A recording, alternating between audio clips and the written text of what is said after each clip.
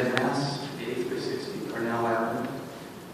The city manager's action in suspending the firefighters is wrong. It was wrong to threaten firing them in the first place. That was a political action and not an employee issue. The threat of firing could easily have been dropped after the election. The suspension should not have happened. The suspension does not in any way benefit the community of Hughes City.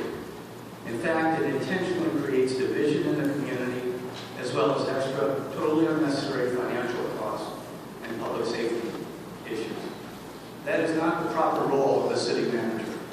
From the Mayor's Hughes City Bulletin Board newsletter of April 13, 2014, she states, and I quote, "I hope everyone will come together now that the campaign is finished and recognize that ideally we are all working for what is best for University City. I want to remind everyone to take every opportunity afforded to us to work together without any recriminations, to build better relationships and friendships, so that such ugliness does not come to University City again, without any recriminations," the Mayor's own words.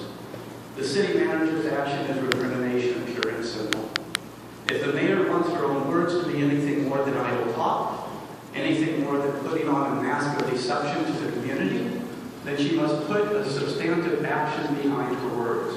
Now is surely the time to do so, by bringing force and having the city manager reverse his position and remove the suspension of the firefighters.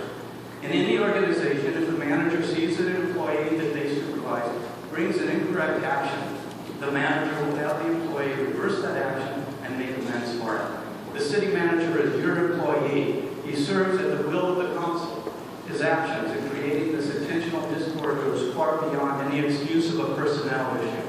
Let's be honest about what it is and call him to task for it. As with any employee who takes an incorrect action, you have the power to force him to reverse his action for the good of the community.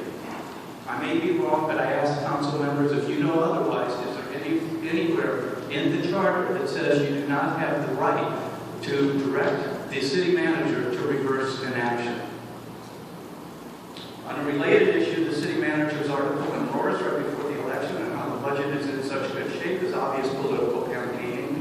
The timing of that article, combined with the fact that he attributed a successful budget to the mayor and 4 of the 6 council members, shows that it was very intentional campaigning on behalf of 3 of those people who were running for re-election. The article was sent out to be received approximately 10 days before the election. The article was sent at taxpayers' expense for specific campaigning purposes. That the article was shown in Roars, the public newsletter of Hughes City, does not cover up the fact that it was a campaigning article.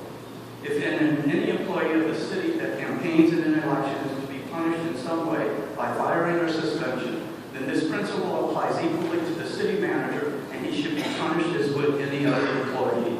Especially in light of his action of suspension of the firefighters, it is not right for this council to hold a double standard. One for the city manager, who is allowed to get away with intentional campaigning in his job, and one for other employees. I hope the mayor and other council members can apply fairness and direct the city manager to remove the suspension of the firefighters. If the mayor chooses not to take action to reverse the suspension, then I call specifically on council members Kraft, Lippert, and Sharp to return meaningless words of healing the community into meaningful words of action. I will supply my comments electronically to the city clerk and request that they be included in searchable text format in the minutes of